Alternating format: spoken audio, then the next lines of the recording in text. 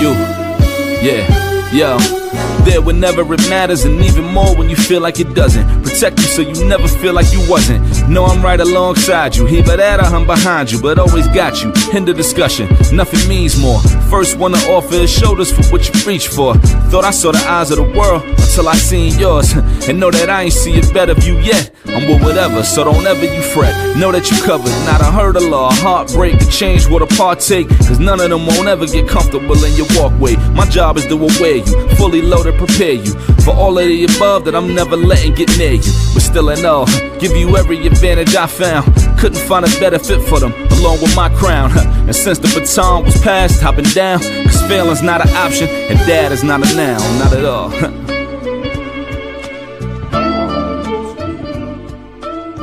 Hey everybody, this is Ishmael from Dad Is Not a Noun. I have a great conversation today. I have my co-host today, Greg Burham. What's up, Greg? He is the co-creator of the Tuskegee Hares, as well as the creator of The Search of Sadake. I'm a big fan of his work because he implements history into storytelling. So what's going on, brother?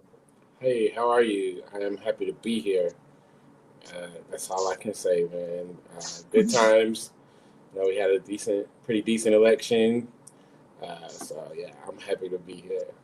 And I appreciate you for being here. And also, I'm excited to have this guest on because we just had a historical election just recently. We just elected the first woman of color president, Kamala Harris. Yay! Wow. But also, I think I'm a type of person that looks back to the history and then the significance of how history plays into today. And the one person I'm thinking of a man by the name of July Perry. He was an entrepreneur, and he also tried to get the vote out in 1920. He lost his life and he's lost his land. And I'm excited to have Pam Grady. She's the executive director of the July Perry Foundation. How you doing, Miss Grady? How you doing? Hi, I am doing wonderful. Thank you for having me. I really appreciate it. This is an honor to be here. Thank you so much. It's truly an honor to have you on. And I think it's important to tell July Perry's story because it's important because it adds to that timeline to where we at today. So first thing, who was July Perry? Well, July Perry was he was a farmer. You know, he was a labor leader. He was he started the Ocoee Mason Lodge, number 66. He was the worshipful master, I believe, at the time of his demise, and he was a deacon of a church. You know, he was a man that was ahead of his time, and he was really a civil rights leader before they really came to be. You know, in my mind, when you look at his story and what he did, he rivals the memory of people like Martin Luther King Jr. and Medgar Evers. You know, he was ahead of his time, and he was campaigning doing the same thing they were doing later on, and you know, all of them gave their lives for the advancement of colored people, Black people. You know, and July Perry was born in 1868. He was born in Travelers Rest, South Carolina, and at the age of 18. He was always proud of being not born a slave. That's something that he always felt like was something that he was proud of. That's mentioned a few times in the research I've done, and how he was proud to not be born a slave. He was born 3 years after slavery ended. He was born of slaves. But at age 18, he moved from Travelers Rest, South Carolina, to Ocoee, Florida. And he at that time was great friends with Mose Norman, who's a pivotal force behind you see that they were friends for a long time.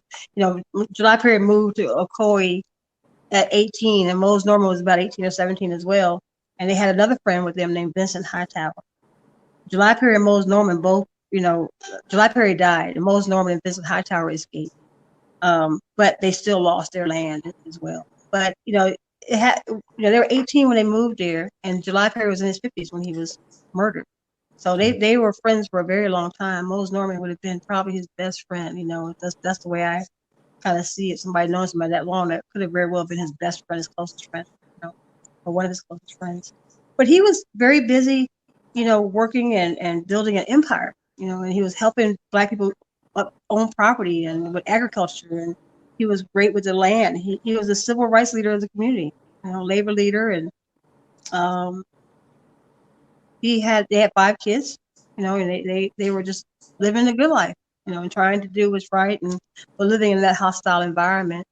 I imagine it must have been hard to be someone who's that successful, and then you have people that just like you, just for the color of your skin, and then of course all the success that you easily attain. And he easily attained the success. It didn't come hard to him by any means at all. He was able to handle a lot. So he must have been a very intelligent man, very astute man. He had to be very, he had to really have a strong work ethic. And when I look at his descendants, I've met a lot of his descendants, through this process of mine where I started with the petition and coming along this road. They are all honorable people. And everybody has their faults. I don't want to put everybody on a pedestal too much, but they are honorable people. They're decent people. So I'm sure the DNA doesn't, that didn't comes from him. But anyway, that's what he was doing, and him and Mose was more of he had property. He had 100 acres of land. July Perry had a lot of land, and he sold a lot of houses, bought and sold stuff. So they were the 2 richest men in Ocoee, richest Black men in Ocoee. Wow. And for people that aren't familiar with the Ocoee Massacre, would you mind giving us a little more detail about what exactly happened? Sure. Yeah. So the Ocoee Massacre in 1920, there was an election that was happening, and it was a pivotal election because women got the right to vote in 1920. And at that time, African American women registering to vote were outnumbering their white counterparts by like 4 to 1. Mm. So, largely probably in part because in the white household you had the Caucasian husband not allowing his wife to vote, whereas in the African American home, the husband and the head of the house was pushing her to go vote. That was helping their cause as Black people. So he definitely wasn't oppressing his woman. So and then you may have had more homes that just had a woman as the head of the household because men were dealing with a lot.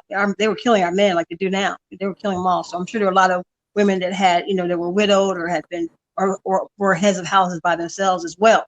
That was probably also the difference. But anyway, 4 to 1, they were outnumbering their white counterparts with voting.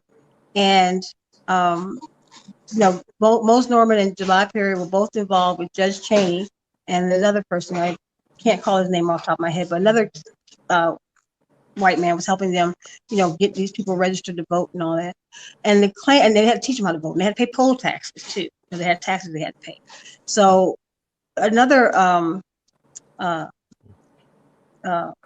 Klan was starting to have a problem with it. They were going through the town and they were rioting and doing different things and letting them know, a month in advance, even up to 3 days in advance before the election, you better not vote. You better not vote. What we're going to do to you. They even had a letter that was sent to Judge Cheney by one of the Klansmen that said, you better stop helping them register to vote, or we're going to do something bad. Basically, I'm watering it down, but that's basically what the letter said. So after that happened, I imagine that the bravery that it took for July Perry and Mose Norman to continue to go forward after that, knowing that they were very well facing uncertain death. I mean, they weren't. He was the first person ever lynched. So they knew what the Klan was capable of, and they still went forward. The bravery of them had to be as phenomenal. So on November 2nd, Mose Norman.